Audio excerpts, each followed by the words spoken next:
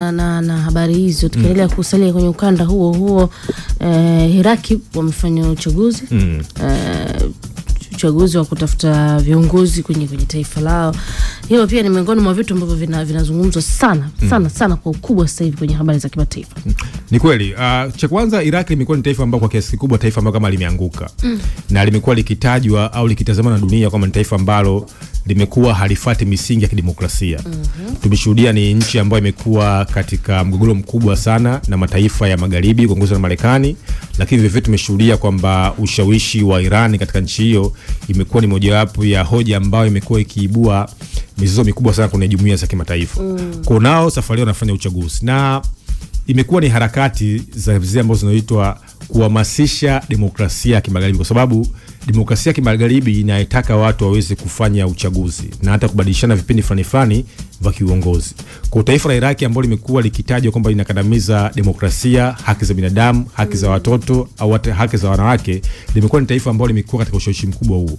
Kwa kufanya kwa uchaguzi ni katika kuendeleza zile jitihada kwamba namna gani demokrasia inaweza kufata dhidi ya nchi za Kiarabu. Lakini kwa hapo kitazama kisa kumekuwa kuna debate mbili. Je, demokrasia kimagharibi inaweza kuzaa matunda kwenye nchi za Kiarabu?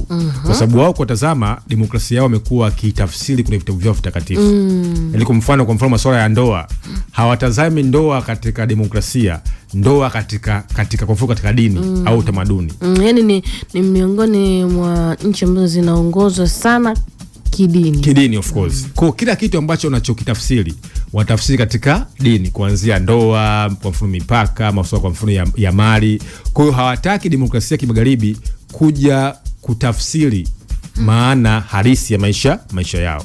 Kwa hiyo kwa kweli tafiti nyingi zinasema kwamba demokrasia kimagharibi haijaweza kuzaa matunda katika nchi za Kiarabu kwa sababu kihistoria, kitamaduni, namna walivyotengenezwa na namna walivyojitambulisha, wao ni mataifa ambao wanaamini katika mtazamo wa kidini kutafsiri demokrasia yao. Of course, mnaweza mkafanya uchaguzi, lakini je, historia yenu, utamaduni wenu, utambulisho wenu unaweza kutofautisha vipi dhidi ya watu wengine?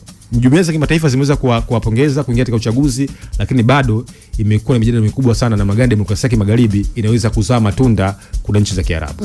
Tumalize na hii taarifa kutoka Brazil. Dunia kipindi hiki ajenda mama ni utunzaji wa mazingira. Yani dunia inazungumza kuhusu mazingira, kuhusu nishati mbadala, ulinzi wa mazingira, nishati safi ambazo ziko rafiki kwa dunia na vitu vingine kama hivyo. Wao pia wanaanza mkutano wao. Wanafanya mkutano Brazili wa masuala ya tabia nchi. Yes, dunia inakutana kule Brazil kuweza kuzungumza athari za kimazingira. Na moja ya kazi kubwa ya Umoja wa Mataifa ni kuhakikisha kwamba dunia inakuwa ni mahali salama zaidi pa kuishi. Na hatuwezi kutengeneza dunia kuwa mahali salama zaidi pa kuishi kama tunaweza kuharibu mazingira. Na moja ya hotuba ambayo alitoa, mbona hotuba imechekesha? Moja ya hotuba ambayo alitoa Katibu Mkuu wa Umoja wa Mataifa Antonio Guterres ashaye kusema kwamba kuna hatari kubwa ya karne ya 21 ya uharibifu wa kimazingira. Yaani hatari kubwa ya dunia sasa hivi inaweza ikawa sio kuna vita, sio kuna uvunjifu wa haki za binadamu. Namna gani dunia imekuwa ikiharibu mazingira na impact zake. Na kimsingi ni kwamba hakuna mahali pengine ambapo binadamu anaweza kwenda kuishi zaidi katika hii dunia. Kwa maana ni kwamba inataka mgundua sali zingine sasa huko mpaka mwende huko Mars sijui bita mtafika. Watu asiza mpaka umeona? Kwa dunia ndio inatakiwa kuwa mahali salama. Kwa dunia inatakiwa iweze kutunzwa. Sasa unatunzwa vipi? Lazima tuweze kuja na mipango mbalimbali. Tumeshuhudia kwa mfano nishati mbadala, nishati jadidifu, kuhakikisha kwamba nchi kubwa hizi kwa mfano zinaweza kuhakikisha kwamba tunasema nchi kubwa kuweza kuzifinance au kutoa fedha katika hizi nchi ndogo. Na tukashuhudia kwa mfano mikutano mbalimbali kwa mfano ya COP28, COP29 kuhakikisha kwamba wenyewe wanakuwa ni sehemu ya kuhakikisha kwamba wanaweza kuzisaidia nchi maskini kuweza kuja na mipango mbalimbali mbadala. Lakini vile vile kutazama tumeshuhudia wanaharakati mbalimbali wa kimazingira sasa hivi wakiibuka kuja kutetea namna gani dunia na hata jamii inaweza kutunza mazingira. Kwa hiyo kikao cha Brazil ni mojawapo ya maazimio ya Umoja wa Mataifa kuweza kuzungumza na kuweza kuja na zema zinaitwa convention, mikataba ya kimataifa namna gani tunaweza kulinda, kutunza na kuendeleza utunzaji wa mazingira. Kwa hiyo tunashuhudia wanaharakati mbalimbali, viongozi mbalimbali wa kimataifa watakuwa ni sehemu ya ujumbe, na nafikiri Tanzania nao tutakuwa ni sehemu ya ujumbe kwa sababu sisi ndio wanachama katika zile nchi 193 za Umoja wa Mataifa. Kwa lazima mikataba ya kimataifa ambayo itajadiliwa na itakuwa ratified, itaridhiwa na kuja kutengeneza convention katika Umoja wa Mataifa. Kwa hiyo ni habari kubwa sana ambayo imekuwa itaendelea kuanzia leo hadi katika siku 3 kule Brazil. Basi bwana, sisi tumemaliza hivyo kwenye Morning Express. Yako mambo mengi sana ya kuendelea kuzungumza. Asante kwa rafiki zetu ambao wanaendelea kufuatana na sisi. Nimekuona ndugu yangu yeye ni kutoka Sayuni Singida. Alikuwa anauliza kuhusu ile robot, anauliza mara mbili. Nafanya kazi zote. Sikiliza, wewe una kazi gani unataka kuipa? Nijibu. Uniandikie hapa. Mwingine anasema huyo robot anaweza kuoa. Anyway, Asani kutoka 99.7 kazi kwa anarahisisha shughuli za binadamu. Umeona hiyo ndio kazi jamani. Unasemaje?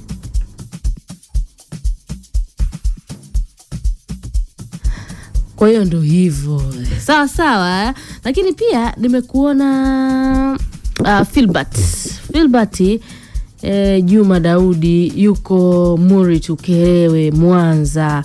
Tayari ameshaamka na ameamka na rafiki zake wengi. Huyo ameamka na rafiki yake Joseph Sanyaji, Amosi Mdeba, lakini Faustini Mlope. Ameamka na rafiki zake wengi, kawaamsha kwa wengi wanasikiliza Super Breakfast asubuhi hii ya leo. Asante pia kwa rafiki zetu wengine. Nimekuona Shija kutoka Buchosa, anasema ameshaamka na anasikiliza Super Breakfast. Na wewe pia una nafasi ya kuendelea kuzungumza pamoja na sisi kupitia 0683802966. Tayari tushazungumza mambo mengi sana. Tushaongea mambo mengi tangu asubuhi kwenye Motisha. Tumezungumza kwenye Super Tech, mambo ya maroboti, na sasa ndo tumecheck na habari kubwa zinazozungumzwa duniani kwa sasa, mambo current. Dunia inazungumza nini? Tumeangazia Israeli, tulianzia Gaza, tumeenda Israeli, enda Iraq kwenye uchaguzi. Tumemaliza na mkutano huu mkubwa kabisa, mkubwa ambao ndio uelekeo wa dunia sasa hivi. Dunia yote inashaelekea huko kwa ajili ya mkutano huu unaohusisha masuala ya tabia nchi, si ndio? Basi sisi tukirudi hapa tuna mengi. Endelea kukaa hapa usitoke, na kukumbusha tu tuko live kupitia ukurasa wetu wa YouTube. Alexi ametoa malalamiko yake kuhusu bei ya zao la korosho. Bila shaka mamlaka husika watakuwa wanalifanyia kazi. Anasema mnada mambo yamekuwa sio vile ambavyo walitarajia.